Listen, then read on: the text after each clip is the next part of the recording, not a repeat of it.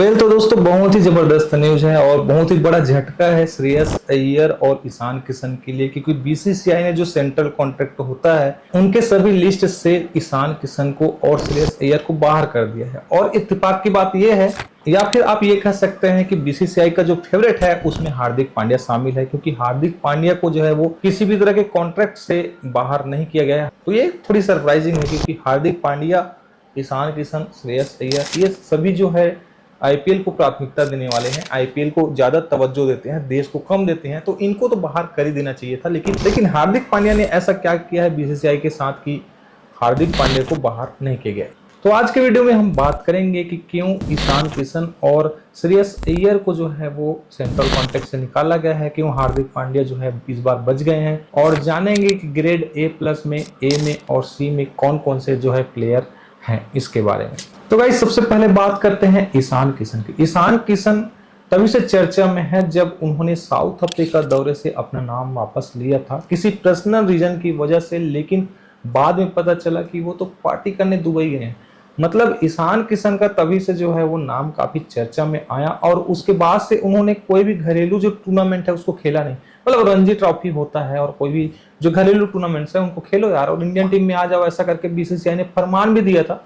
लेकिन उसका ईशान किशन ने फॉलो नहीं किया और वो लग गए आईपीएल की तैयारी करने में। अब आईपीएल के लिए भी बीसीसीआई ने नियम निकाल दिया कि भाई आपको रणजी खेलना होगा अगर आईपीएल खेलना है तो इसके बाद अब बीसीसीआई की जो है वो सेंट्रल कॉन्ट्रैक्ट की लिस्ट जो है वो आई है सामने, और ईशान किशन जो है इससे बाहर है। तो होता साफ यही है कि ईशान किशन के हर फैसले से बीसीसीआई जो है वो इत्तेफाक रखता है और उसको पसंद नहीं कि कोई प्लेयर जो है वो अपनी मनमानी कर सके। वही बात करें श्रेयस अय्यर की, तो श्रेयस अय्यर भी भाई आईपीएल को ज्यादा तवज्जो देते हैं, और अभी उनको इंजरी हुई थी और घरेलू रणजी मैच खेलने को कहा गया था, लेकिन वो भी रणजी मैच खेले नहीं। और कोई मोटा मोटा रीजन होगा श्रेयस अय्यर का, अभी तक समझ में नहीं आया है कि क्यों उसको जो है कॉन्ट्रैक्ट से बाहर किया गया है, क्योंकि वो अभी तक वो टेस्ट मैचों का भी हिस्सा रहे थे और अचानक से उनका नाम जो है लिस्ट से गायब है। मतलब थोड़ी सी बात और अंदर तक की होगी जो बाहर अभी आया नहीं है।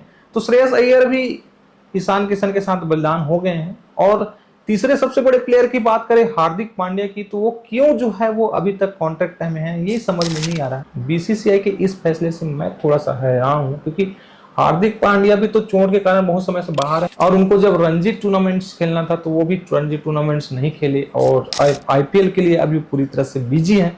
मतलब आईपीएल को 100% देना है करके, और उनकी बहुत आलोचना भी होती है, क्योंकि भाई हार्दिक पांड्या जो है हमेशा आईपीएल के टाइम फिट हो जाते हैं और जब देश के लिए खेलने की बारी आती है तो चोटिल हो जाते हैं। लाखों फैंस का यही सवाल है कि भाई हार्दिक पांड्या जो है वो आईपीएल को क्यों इतना प्रेफरेंस देते हैं। क्या आईपीएल में पैसा ज्यादा है, या फिर आपको लगता है कि देश के लिए खेलना से ज्यादा गर्व की बात आपको आईपीएल खेलना है, ये ऐसा आपको लगता है। फिर भी हार्दिक पांड्या को ग्रेड ए में रखा गया है और बीसीसीआई की कॉन्ट्रैक्ट लिस्ट में उनका नाम है, लेकिन ये जो भेदभाव है वो मुझे समझ में बिल्कुल भी नहीं आया। तो दोस्तों बीसीसीआई सेंट्रल कॉन्ट्रैक्ट क्या है, इसको आपको आसानी से समझाने के लिए मैं आपको समझा देता हूं कि बीसीसीआई एक अनुबंध, एक करार पे खिलाड़ियों के साथ काम करती है 1 साल के लिए, और उसके हिसाब से वो उनका जो पे है वो तय करता है। मतलब उनको कितना जो सैलरी है उनको देना है ये तय करती है इसी अनुबंध को करके।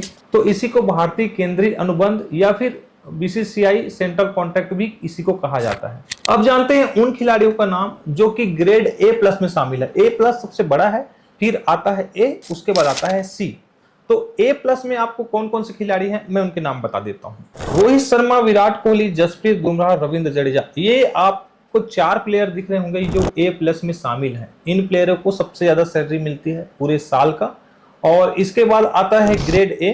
ग्रेड ए में आर अश्विन, मोहम्मद शमी, मोहम्मद सिराज, के राहुल, शुभमन गिल और हार्दिक पांड्या इसमें शामिल है। हार्दिक पांड्या वही जिसको बाहर करना था, लेकिन वो है अब ग्रेड ए में है तो उनको सैलरी तो मिलेगी। तो ग्रेड ए की सैलरी जो है ग्रेड A+ से थोड़ी कम रहती है। मतलब ग्रेड ए को भी सैलरी मिलती है, लेकिन वो थोड़ा A+ से कम मिलती है, ठीक है। और उसके बाद आते हैं ग्रेड बी में। सॉरी, मैं एक ग्रेड का नाम लेना भूल गया था, तो ग्रेड बी भी आता है। ग्रेड बी में आपको सूर्य कुमार यादव, ऋषभ पंत, कुलदीप यादव, अक्षर पटेल और यशस्वी जायसवाल देखने को मिलेंगे।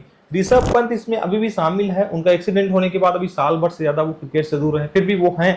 तो उसके बाद आता है ग्रेड सी, मतलब सबसे कम जो सैलरी होता है खिलाड़ियों का वो ग्रेड सी में रहते हैं, जिसमें रिंकू सिंह, तिलक वर्मा, ऋतुराज गायकवाड़, शार्दुल ठाकुर, शिवम दुबे, रवि बिश्नोई, जितेश शर्मा, वाशिंगटन सुंदर, मुकेश कुमार, संजू सैमसन, अर्शदीप सिंह, के एस भरत, प्रसिद्ध कृष्णा, आवेश खान और रजत पाटीदार शामिल हैं। तो ये है grade A+, grade A, grade B, grade C. तो इन 4 पैमानों पे खिलाड़ियों का जो है वो सैलरी तय होता है। सालाना सैलरी का पैकेज यहाँ पर खिलाड़ियों को मिलता है और इसके बदले वो पूरे साल भर तक के लिए भारतीय क्रिकेट के लिए रिजर्व हो जाते हैं।